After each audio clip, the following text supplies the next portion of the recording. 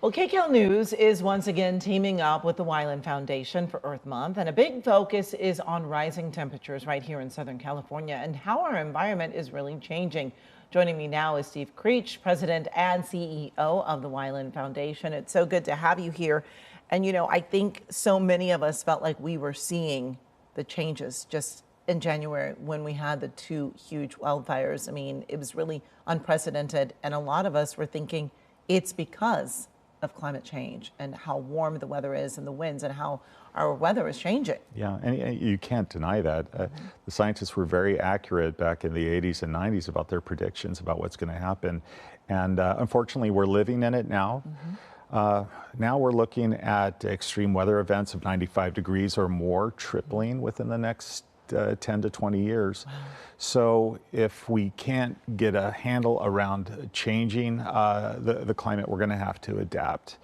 And our organization traditionally is about protecting our waterways and our coasts, but we can't really talk about our waters without getting into climate and how that affects drought issues and certainly how it affects wildfire risk, but also how it affects human health. And so our initiatives during Earth Month are really about alerting people to the fact that as extreme weather starts to present itself during summer, there are precautions and there are steps that you can take to really adapt to it. And I know that this month is very busy for you all. You're going to be meeting with mayors all around trying to make some change? Well, we have three things happening. The first thing is we're working with KCAL, CBS, on a climate adaptation toolkit, and it's going to be available free for downloading here on the station's website. But folks can learn about how they can reduce their energy bills, ways to stay safe as the heat rises, and also how to reduce their wildfire risk.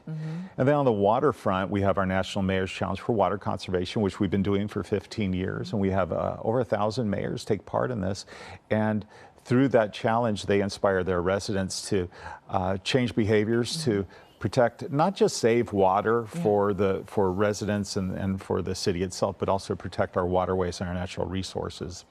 And then finally, we are hosting events all around Southern California. One of those is particularly interesting because we're looking at changing climate and health and how that affects at-risk populations, the elderly, people with pre-existing conditions. Asthma is a tremendous problem, and as the temperature rises, our ground level ozone concentrations increase, and that can really aggravate asthma and public health. So on the 26th in Santa Ana, we're working with an organization called Latino Health Access. And we have a grant from Bank of America that's supporting those communities and giving them resources on how they can take advantage of special opportunities to reduce their electrical bills. What happens when extreme heat situations occur, how to take care of heat stress, how to find cooling centers, all sorts of adaptation measures. But we're very proud of our sponsors and working with the station, letting people know what their options are.